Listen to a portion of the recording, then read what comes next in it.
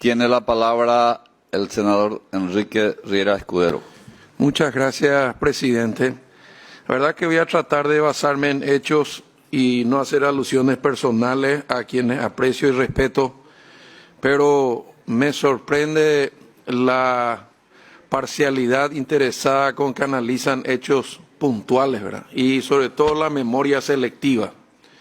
Resulta ser que la aventura del señor Morales comenzó en el 2009 y una vez electo por el voto popular en su primer mandato, que creo que nadie objetó, se le ocurrió cambiar la Constitución. Y la Constitución, les recuerdo, y busquen en los diarios, se aprobó en un cuartel. O sea, empezamos ya con la libertad totalmente restringida. La Constitución boliviana que consagra el Estado plurinacional se aprobó en un cuartel. ¿De qué libertad me están hablando? Pero como aprobó una nueva Constitución, entonces dijo que el primer mandato no contaba y se volvió a elegir, ¿verdad? Y luego se volvió a elegir, entonces este tiene el récord de las 3 reelecciones. Cuando no contento con eso, decide, confiado en su voluntad popular, que tanta ayuda le dio al pueblo boliviano, este buen señor llama a un referéndum con todas las virtudes y controles del mundo. ¡Oh, sorpresa! El pueblo boliviano, no la bancada del Frente Guazú ni los paraguayos, le dicen: no queremos que seas reelecto, no queremos que modifique la Constitución. ¿Qué hace el demócrata Morales, rey de la libertad, interesado por su pueblo plurinacional, además de cambiar su bandera histórica? Este señor decide desconocer, cambia la Corte Suprema de Justicia, digita a los miembros con la mayoría que tienen ambas cámaras, y esa Corte ve la luz e inventa algo que yo, como abogado, profesor de Derecho Político y algo de constitucional entiendo, decide que es un derecho humano ser reelecto.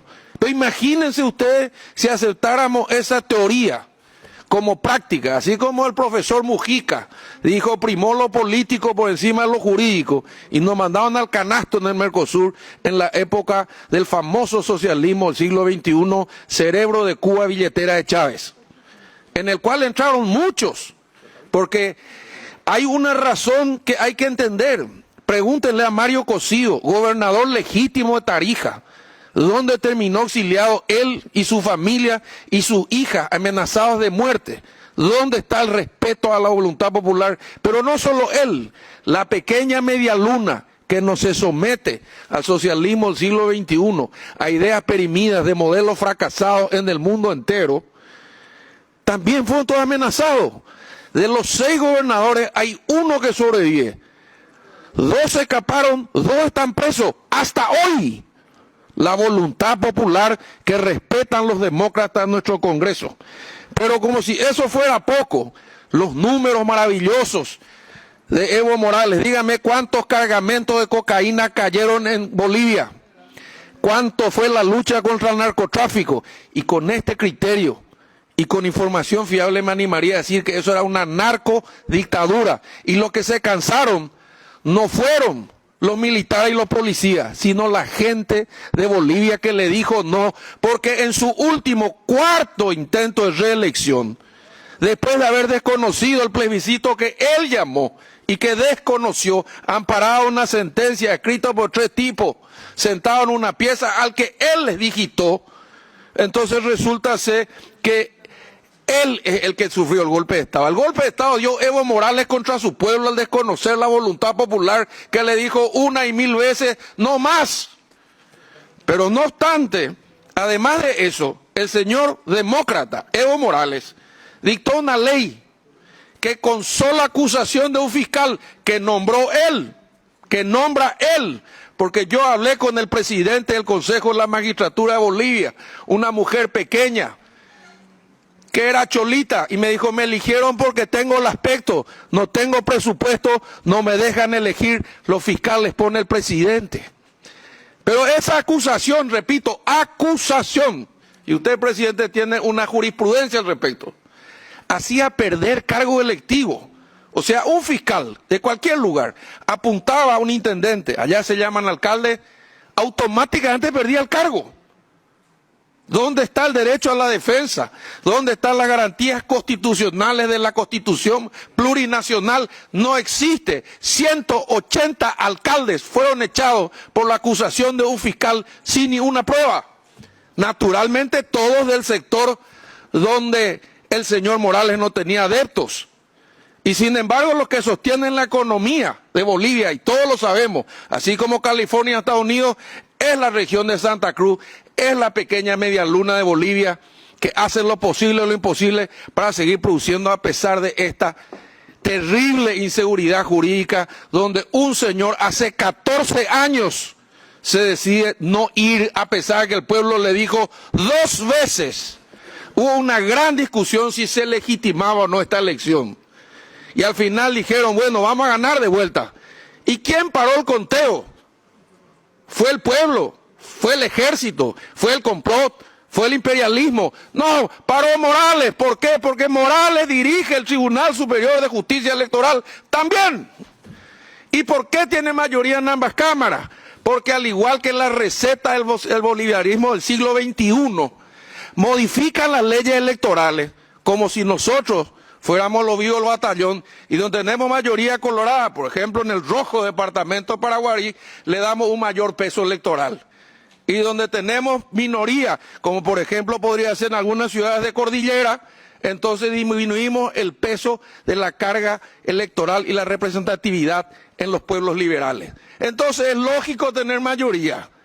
Si nos representan lo mismo los estados, no hacen como nosotros por cada 25.000 ciudadanos un elector o un voto o un representante. Ellos ajustan las leyes. Y permítame decirle algo más. Además de todo esto, la pregunta que yo me hago es, ¿por qué si sueñan con el paraíso dorado de Cuba, Venezuela, Nicaragua, no pidió asilo ahí? Iba a estar tan cómodo, ¿verdad? Ellos defienden ese proceso, ellos defienden ese sistema de vida, ellos defienden ese modelo. Y tengo una teoría, señor presidente, soportada en algunas reflexiones y algunos libros que me gustaría compartir con los amigos.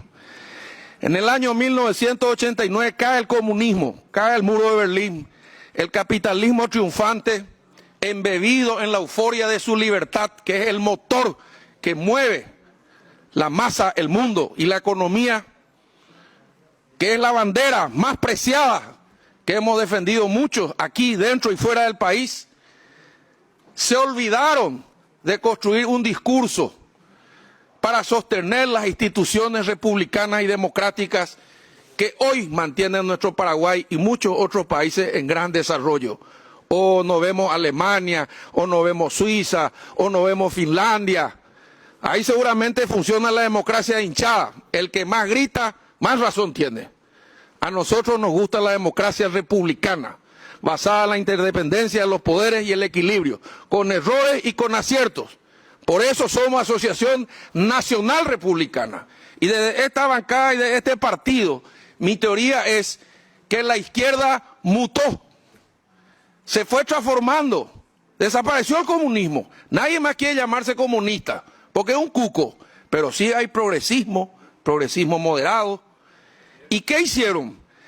Cambiaron el discurso y se mimetizaron, no todos, pero muchos, en los grandes medios de comunicación, en los grandes organismos internacionales, en la ONU, en la OEA, en la cumbre aquí, cumbre allá, y empezaron con una agenda livianita. El medio ambiente. ¿Quién se puede oponer al medio ambiente? Luego empezó a entrar el tema del género y así sucesivamente empezó a entrar el tema de la desigualdad. Y entonces cuando nos dimos cuenta, para aprobar un crédito hay que cumplir una agenda internacional que no sabemos quién hizo ni dónde. Están en la UNESCO, están en todos lados. Y nosotros somos una especie de equipo republicano democrático vergonzante. No nos animamos a defender la libertad, el Estado de Derecho, la propiedad privada, el cumplimiento de la Constitución, porque no es simpático. Entonces, rodeando entre el progresismo y el populismo, están felices con la destrucción de un sistema de Chile y la culpa es el sistema. Y ese sistema de Chile que hoy odian y agreden y con quien no escuché ninguna solidaridad, fue manejado durante 25 años por gobierno de izquierda, ¿o no? ¿O cuándo llegó Piñera? 4 periodos para construir el sistema injusto. ¿Y ahora qué? Se queman 27 estaciones de metro. Y Piñera, y lo digo con dolor porque lo conozco, con debilidad, está empezando a ceder todas las libertades conquistadas. Y ese es un error en el que nosotros no pensamos caer. Y digo algo más. El riesgo de Bolivia, el riesgo de Nicaragua, el riesgo de Venezuela, que no cae porque todas sus fuerzas armadas están contaminadas con narcotráfico. Porque si hable uno cae toda la... El país más rico en reservas petrolíferas del mundo y tiene 80% de pobreza y todavía nos siguen queriendo convencer de que es el aislamiento yanqui y que es el antiimperialismo y un discurso que parece que se quedó en los 60. Entonces el amigo Evo Morales, les recuerdo yo, la que asumió es una mujer que está en la línea de sucesión. Y el ejército no está en el palacio, ni la policía no está en el palacio. Sencillamente dijo, no podemos seguir reprimiendo a nuestro pueblo. ¿Y quién es el que se escapó y abandonó a su pueblo?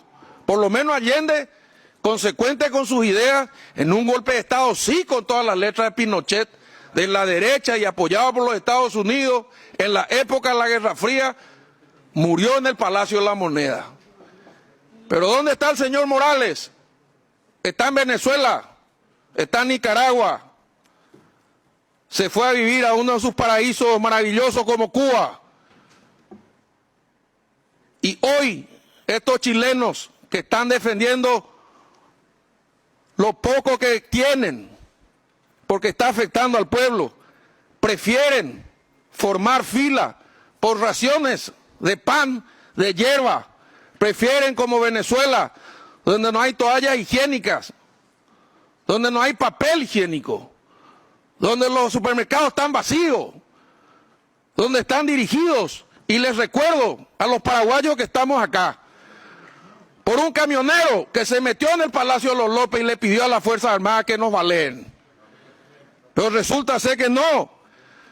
Entonces ahora somos progresistas. Y hace poco veíamos, y no es ni un secreto porque hoy las redes comparten todo, reunidos a los colegas de la bancada del Frente Guazú, que se pueden reunir con todos, con Dilma, con Lula, con Alberto Fernández, y ahora van a cambiar del Foro de San Pablo a el Encuentro de Puebla, o los dos, y van a intentar implementar acá un sistema que por lo menos algunos creemos que no es la solución. ¿De qué hay pobreza? Claro que hay pobreza. Resolvámoslo juntos, pero no utilicemos las instituciones democráticas y republicanas para llegar al poder, para pervertirlo desde arriba, cambiando constituciones y prorrogando mandatos una y otra vez, como lo dijo. Y quizás uno de los representantes de la derecha, que en su momento devolvió la paz a Colombia como Uribe, hizo la misma consulta a la Corte Suprema de Justicia, a pedido de su pueblo, le dijeron que no y respetó la decisión. Pero el amigo Morales no respetó absolutamente nada, y si él está afuera y renunciante, él, su vicepresidente y su familia, y espero no solidarizarme con el pueblo de Bolivia solamente, sino que los jueces y fiscales tengan el coraje de investigar cuántos millones de dólares ha robado Tiene esta un familia minuto de presidencial. tiempo, señor senador, para redondear. Un minuto de tiempo. Muchas gracias. Termino diciendo nada más que el debate en el marco de las ideas y el debate con cierta vehemencia tiene que ser sostenido con hechos.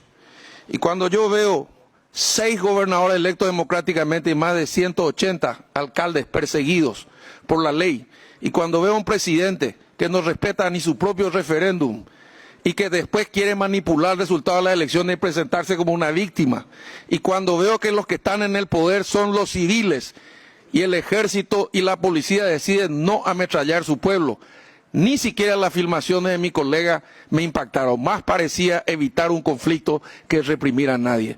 Por esa razón, señor presidente, rechazo terminantemente una declaración de que lo que pasó en Bolivia es un golpe de Estado y ratifico profunda, íntima y convincentemente que la República, el Estado de Derecho, la propiedad privada es la solución para resolver los graves problemas sociales, económicos que tenemos en Paraguay. Gracias, presidente.